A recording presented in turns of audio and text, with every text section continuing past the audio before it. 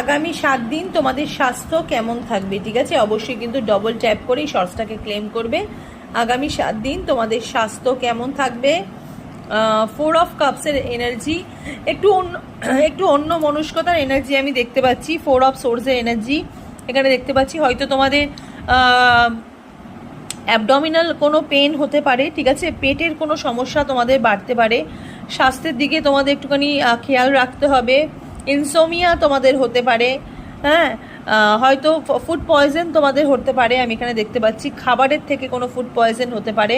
আগামী 1 সপ্তাহ কিন্তু অনেক বেশি তোমাদেরকে মানে ভালোভাবে থাকতে হবে, ওকে?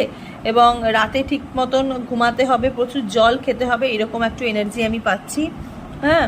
খাবারের দিকে এবং হাঁটা চলার দিকেও তোমাদের কিন্তু একটু বিশেষ সাবধানতা অবলম্বন করতে হবে, হ্যাঁ। হাঁটা চলার দিকেও বিশেষভাবে তোমাদের সাবধানতা অবলম্বন করতে হবে। God bless you.